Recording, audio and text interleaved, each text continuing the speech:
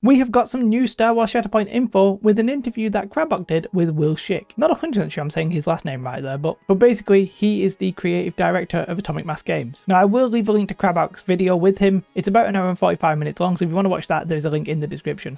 But I'm basically just going to recap the info here. Now actually most of this recap is done by Motive Matthew. Somebody on the Discord basically recapped the thing, and I'm just going to use that because it's easier, right? So the first thing we learn is that shoves are 1 inch. That's obviously going to be the side or the width of one of the movement tools. You could expect that, right? It looks like terrain is not going to be movable like it is in Atomic Mass Games' other game, Marvel Crisis Protocol. Now while the terrain cannot be moved, it is going to be important, but it's going to be important for setting up where the fights are, the duels and that kind of thing. It's not going to be thrown about using the Force. It's actually more strategic location, if that makes sense, I think. And basically, for example, you're going to be able to push somebody off a ledge or something like that so that then you can move away, was one example that he used. And some big information here is regarding the force pool. So I speculated in some videos that I wasn't sure if it would refresh at all. I thought maybe once per Shatterpoint it would. Well, it's actually not once per Shatterpoint or per mission, whatever you want to call that. It's actually going to refresh once you've used all of your orders. So once you've gone through your entire deck, which I think will be 6 cards plus the Shatterpoint, so 7 cards, as long as you don't have anybody killed, that is, you will then refresh your force pool. Okay, that's pretty interesting, that's good. So it sounds like abilities are actually going to be used quite a lot, because I was a little bit worried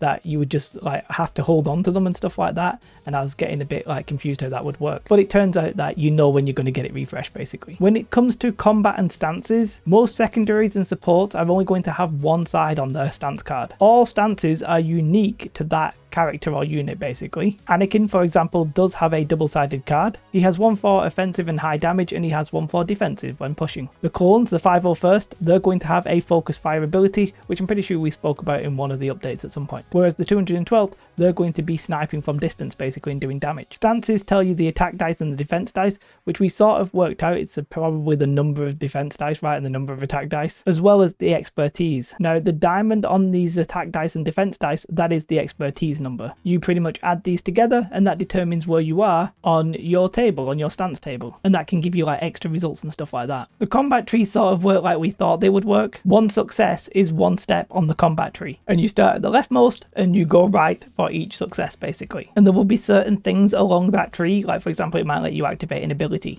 for free. They spoke about how the Mandalorians have abilities that are sort of like tag teaming that will allow for more jumping and stuff like that. We saw that on their card already.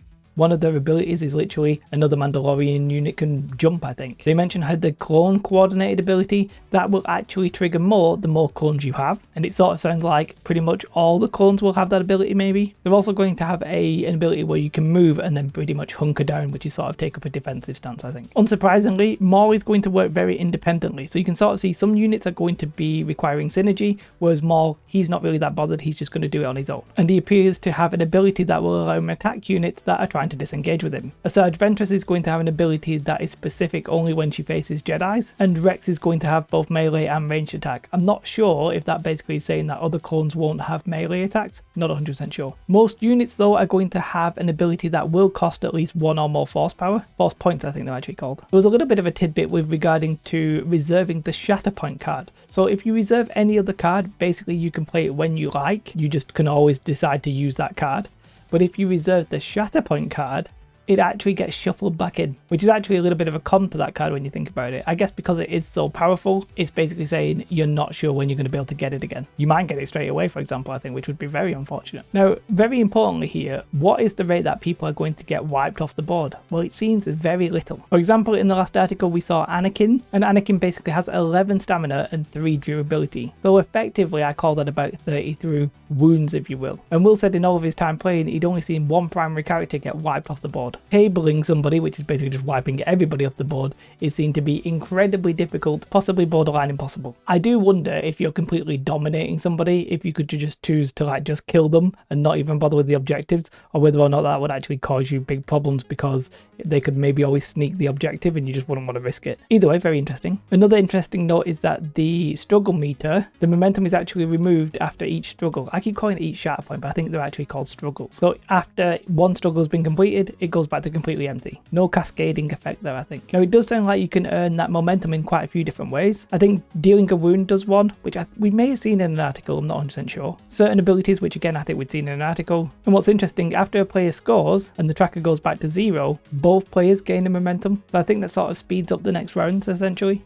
Very interesting. Also, an important note is that you can't actually score on your first turn, it looks like. I guess that's a way of saying that the player who goes first won't have a massive advantage, basically. They're not going to just win turn 1, but maybe they'll try and stop you scoring in turn 1. Okay, good stuff. Obviously, it's impossible for me to condense 1 hour and 45 into anything meaningful. Big shout out to Matthew on Discord who summarized it for the Discord.